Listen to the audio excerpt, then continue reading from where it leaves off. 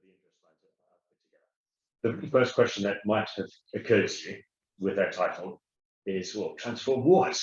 And I deliberately left off any additional words from the title of today to get our creative juices flowing and get people thinking.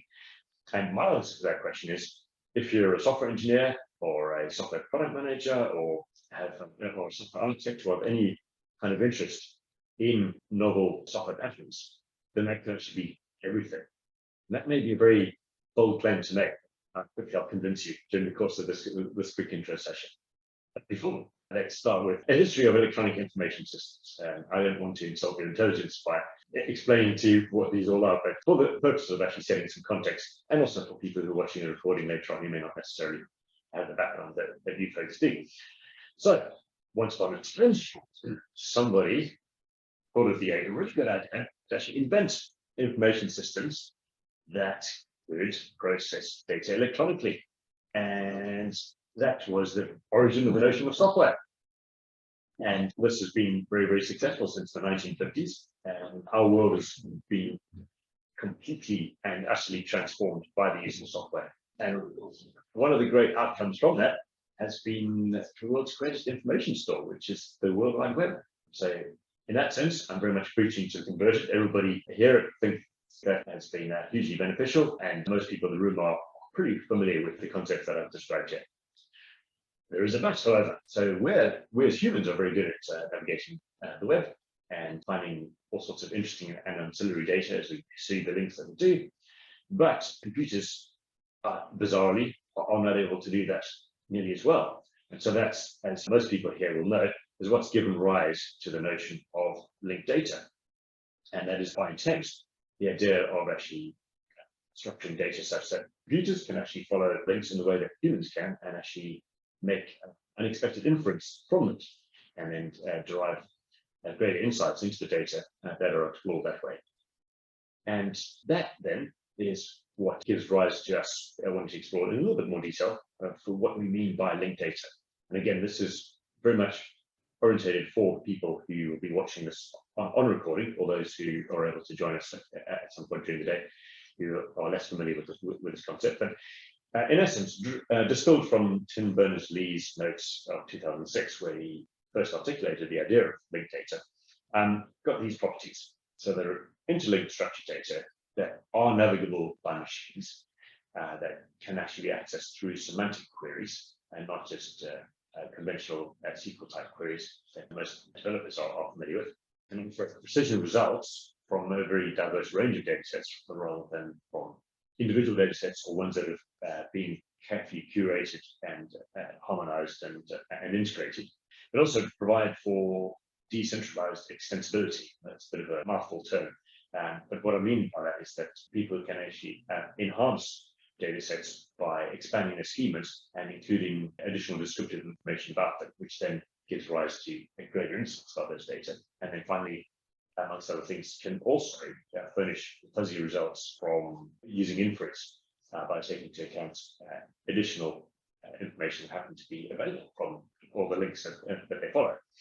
So, of course, there are many other characteristics that could be worth mentioning as well, but I wanted to draw these out in particular because I think they're most relevant to our conversations today. So our event today is not only about linked data, but also about live data. And live data is something that folks in the room may be slightly less familiar with. So I wanted to elaborate on that a little bit more. But it's probably best done by talking about its opposite, namely non-live data. And I thought about putting a little image of a zombie on the screen, but I didn't want to unsettle folks for whom that might be a bit of a trigger. So I just left it at the suggestion there. But how what you might call zombie data has come about is the fact that from the very beginning of designing information systems, there was a fundamental assumption made, and that is that data are persisted in a location and then they're transferred for consumption, for processing, for visualization, for calculation, analysis, etc., and for copying to other places, for it to be used by other systems or other people. But that fundamental assumption actually still remains true today. So data and therefore have an inherent inertia.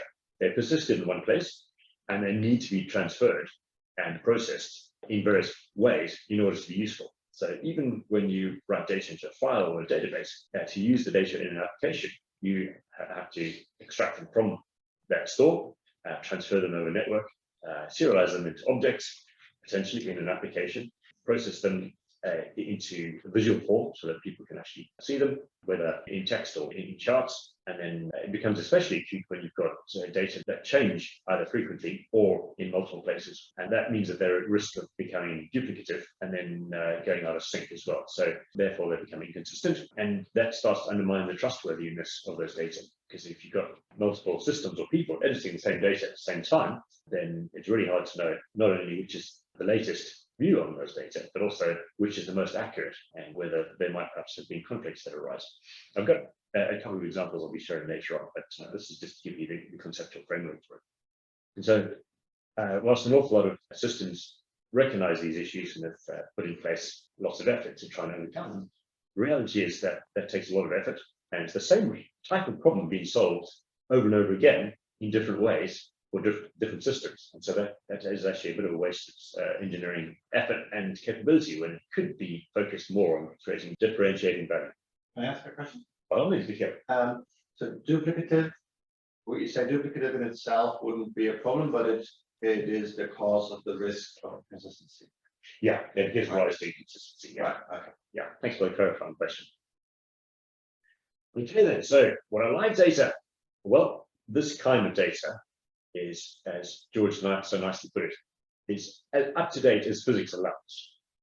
And another property of live data is that they're eventually consistent with minimum coordination. And we'll elaborate on what that means a little bit later on. But it basically means that you don't have to go to enormous effort to work out how a series of changes at different times, which might conflict with each other, actually give rise to a convergent result.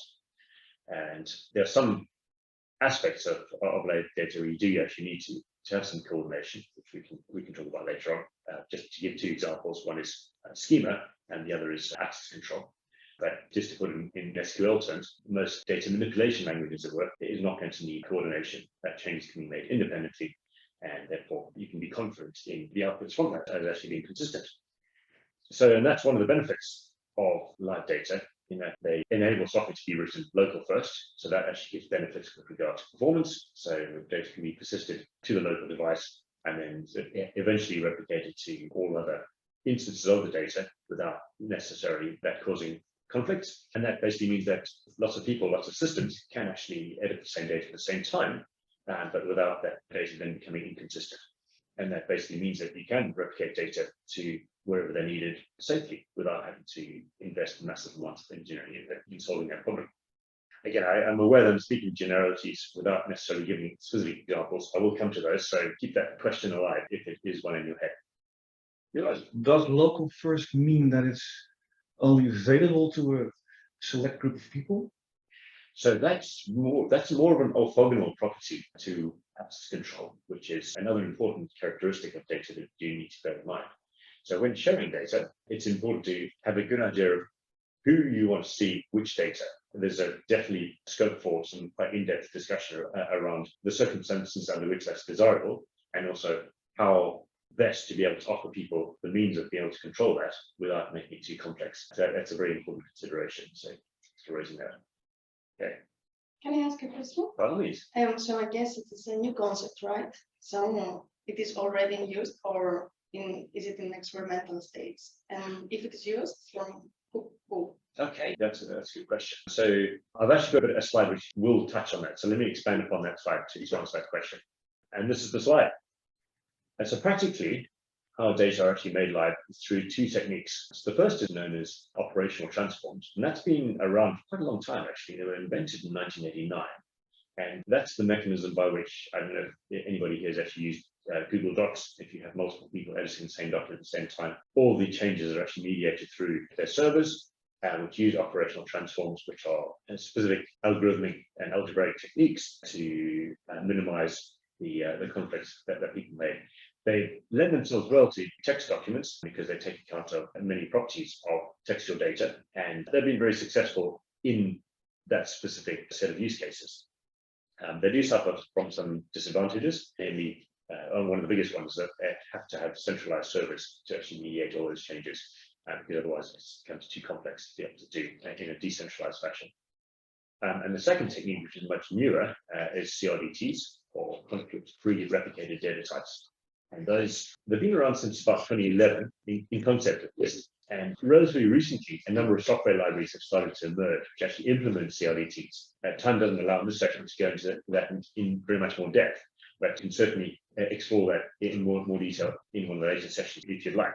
So, as you already know, MELD is one such organization which developed a CRDT, but by no means the first. So there are several other libraries which have got good adoption that enable live data either in a browser context or between backend and front-end systems, and which are broad use. And so with the fact that we're actually seeing that kind of adoption indicates that there is definitely a need for it in a variety of different contexts. So offhand, I couldn't actually name any specific organizations or companies that are doing that, because they haven't gone public about the projects that they've got which do that. And so with it being a relatively new field, I expect those sort of things to emerge in due course.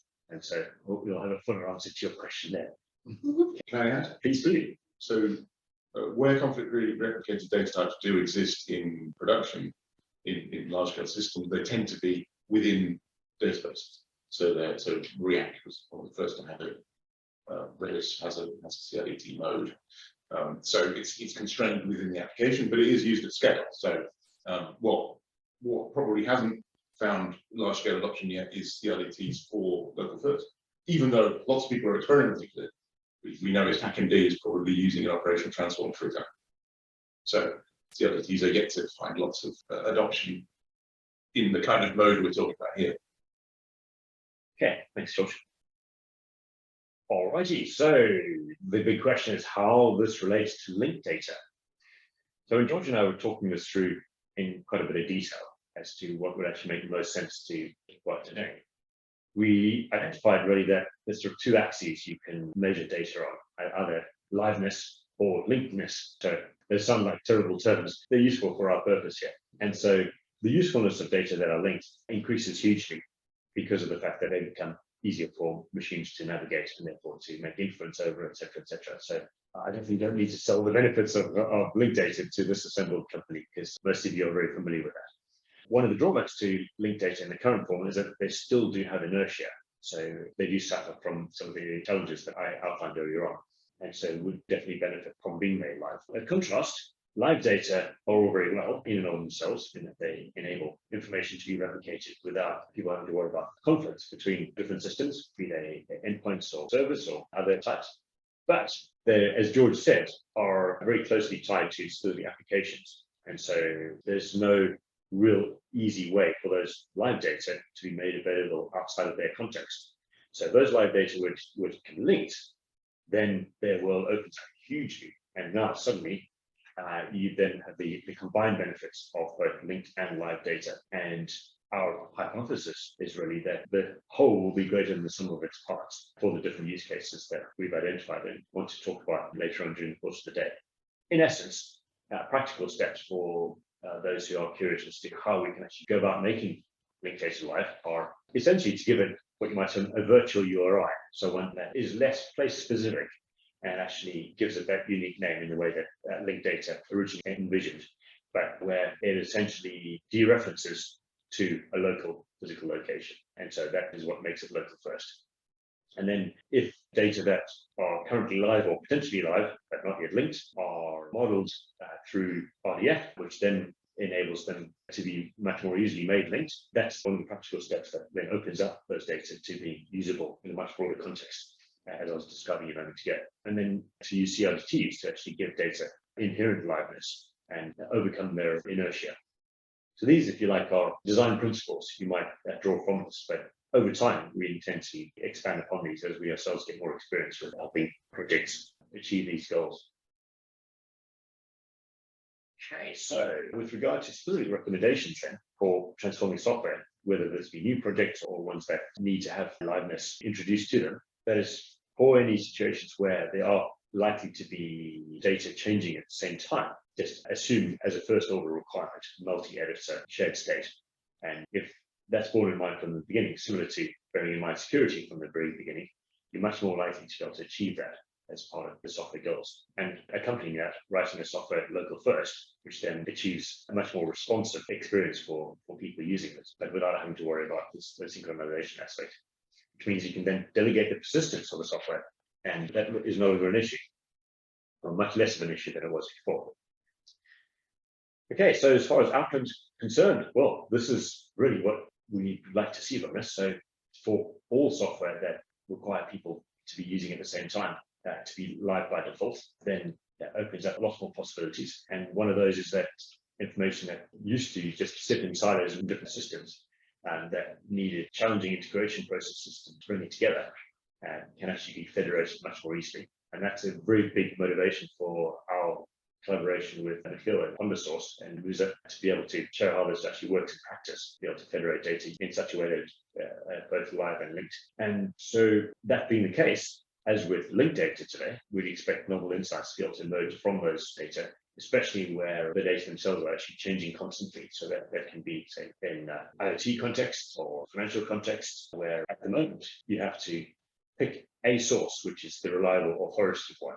But if the data are not only linked but live, then that's no longer a concern. They actually become more trustworthy in that sense. So you don't have to confirm that the state that the data you've got actually represent is one that you can definitely rely on. You'll just have that greater level of confidence from that. So that's our envisaged outcome from actually making data both live and linked.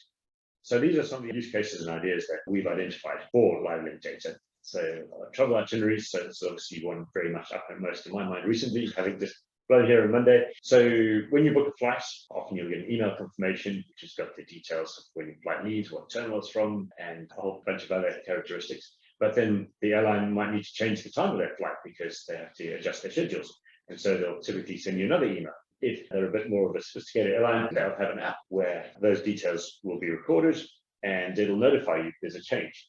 But both of those have actually got limitations. So the first of those is that you can't rely on a single email for having the truth. You have to look at all the emails you've received from the airline and work out which one represents the actual state of when that aircraft is going to depart.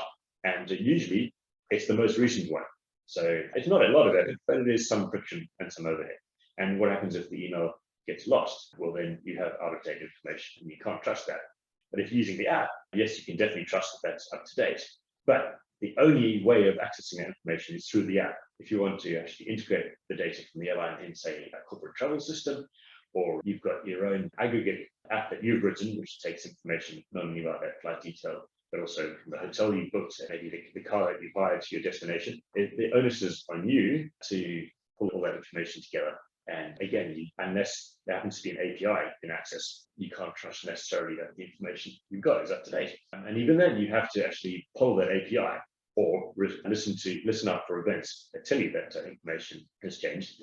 And then, even if the information is available in the form of API responses or in the content of notification messages, you have to understand the specification for that API and the messages, and then include that within the software that you write. So you're very tightly coupled to the schema of the system that's actually producing the information. And so if that information can be made live in the way that I've described earlier on, and also linked such that its schema is something that you don't have to know in advance, but you actually infer on receipt, then that makes it hugely easier to solve that particular problem in the travel itinerary case.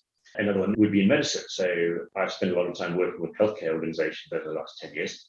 And it immediately came to mind that when you've got complex medical cases where people might have multiple conditions, say diabetes, heart failure, and limited mobility, for example, then there's going to be no one medical individual who has a full grasp of all the information they need to understand about that patient's condition, about the progression of those diseases, and what the appropriate treatments are. And so they will tend to collaborate in what are called multidisciplinary teams. And then some of those teams can be very big, actually, especially for a patient who's in critical care at hospital. There might be like 16 clinicians all who have to communicate. Now, that typically is done quite inefficiently today. So they'll either gather in a room or they gather on a Zoom call like we are now, and they'll share information by discussion. Occasionally, they might actually have access to either their own system and one other. But the information that's passed between those systems is inherently difficult to make sense of because they use different medical terminologies, they use different ways of exchanging data, etc. And so they have to rely on quite expensive healthcare specific integration systems to be able to do that.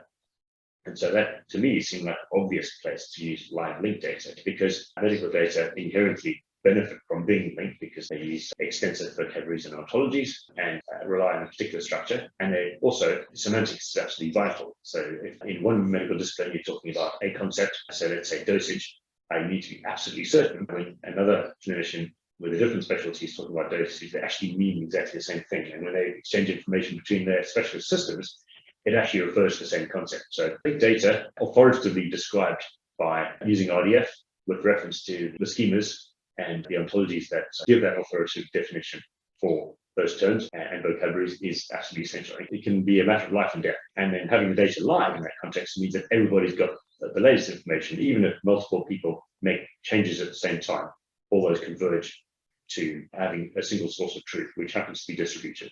So those are two of the ones which I thought about in a fair bit of depth, but I've thrown a whole bunch of other ones here, so asset management, dynamic environments like a factory or safety, for example, where you've got lots of things moving around and are in different states. So then you actually got systems rather than people changing data. Collaboration software is another big one and probably the one that's most accessible to people in terms of understanding liveness of data, but also where data are linked in a collaboration environment, that makes them much easier to share beyond just the single collaboration tool that's important to be using at a time. I referred to integration systems with unknown schema a little bit earlier on, but this, in my view, does have the potential to make it much easier to integrate systems without having to have in-depth knowledge and understanding of not only their schema and data formats and structure, but also their semantics.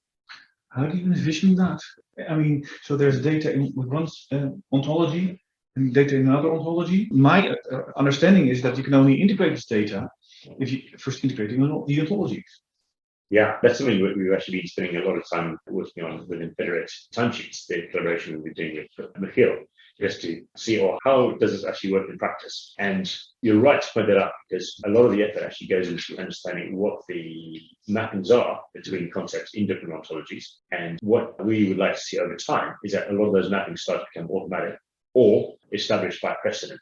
So just for example, if you want to associate concepts in the value flows ontology with FIBA, both of which are ontologies in the financial services world, initially, someone will actually have to sit down and actually do some mappings themselves between those things. But over time, it may well become possible for that to actually be inferred either by machine learning or just by exploring metaschema, as it were, if I can coin a term there, seeing how these concepts actually relate to one another as things currently stand. And as more concepts get added to ontologies, how those are likely to affect mappings. So they're probably right at the far cutting edge of what we can conceive of being possible in the future. But yeah, I don't want to be constrained by what is possible today. So if it sounds like spouting pipe dreams, you may well be right, but rather imagine that future and work towards it than assume you're not going to be able to achieve it. So if we can do that, it would actually be amazing for integrating data. But yeah, thank you for raising that. That's an important consideration. And the last of the categories that came up there was around exploratory analytics. So at the moment, if you want to do analytics on a broad range of data sets, the current trend is to bring those all into a big data lake and then to have lots of ETL processes that harmonize and consolidate data such that they're actually usable. And part of our vision is to make it possible for those data to be much more federated. So you can actually query them at source rather than having to replicate them into the data lake, which then obviously suffers from the data currency issue that we talked about earlier on. But then also being able to infer the schema of those data without having to be intimately familiar with the source systems themselves would massively accelerate the analysis you actually can do on an ad hoc basis against systems you've not actually encountered before. So again, the federated timesheets collaboration is intended to start experimenting with that to see just how realistic that is as a concept. And so whoever we have conversations with tends to come up with additional novel ideas for how this could actually apply. So that takes me on to our next slide, which is our last one. And that is throughout the day, just keep in mind where both live and linked data might actually be applicable in the context of projects that you work in, because it would be really, really interesting to hear your perspectives on that. And I think it'd be very valuable for this community to be able to start to draw together some of those ideas and then work out ways in which they could actually be made a reality and see what benefits we can actually derive from those. And then the last point on the slide was what some of the implications for data becoming live more generally might actually be. And I think what this speaks to is that the nature of technology is that we create technology to solve a current problem, and very often that technology creates other problems, which we then need more technology to solve, or we need regulation to solve, or reality is that we tend as humans and technologists to have quite a rose-tinted view, a very optimistic view of technology, and it motivates us to be inventive and creative and come up with new ideas about how to solve those problems. But that's optimism sometimes gives us blind spots about what some of the negative byproducts of those technologies might actually be. And that's obviously a talk for another time. But I think it would be one of the sessions I would actually propose to try and understand where things could go wrong and what we can actually put in place to prevent that, so that we don't inadvertently create a monster by having tried to actually make things better for humanity by the use of technology. So that's all I wanted to share with you today. Thank you for your attention to this session, and very much hope you enjoy the rest of the day.